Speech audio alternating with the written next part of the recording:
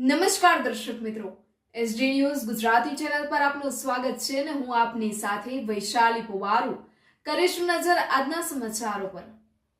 રાજ્ય પોલીસ વડા શ્રી જ્ઞાનેન્દ્રસિંહ મલિકની અધ્યક્ષતામાં કાયદો વ્યવસ્થા અને દક્ષિણ ગુજરાતમાં ભારે વરસાદની સ્થિતિ અંગે ઉચ્ચ સ્તરીય સમીક્ષા બેઠક યોજાઈ। રાજ્યના પોલીસ વડા શ્રી જ્ઞાનેન્દ્રસિંહ મલિકની અધ્યક્ષતામાં આજે પોલીસ ભવન ખાતેથી તમામ પોલીસ કમિશનરશ્રી, જિલ્લા પોલીસ વડા, રેન્જ વડા તથા એસઆરપી ગ્રુપના સેનાપતિઓ સાથે એક મહત્વપૂર્ણ વિડીયો કોન્ફરન્સ યોજાઈ હતી।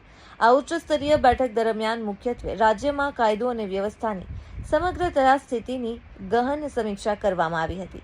રાજ્યમાં શાંતિ, સલામતી અને સુરક્ષાનું વાતાવરણ જળવાઈ રહે તે માટે તમામ પોલીસ અધિકારીઓને સતત વિજિલન્ટ રહેવા, સરકારી મિલકતો તેમજ કચેરીઓની સુરક્ષા સુનિશ્ચિત કરવા ખાસ દિશા નિર્દેશો આપવામાં આવ્યા હતા।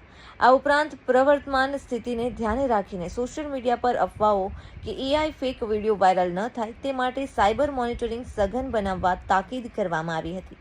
આ બેઠકમાં બીજો મુખ્ય ભાર દક્ષિણ ગુજરાતના વિસ્તારોમાં થઈ રહેલા ભારે વરસાદ અને તેના કારણે ઊભી થયેલી સ્થિતિની સમીક્ષા પર મૂકવામાં આવ્યો હતો।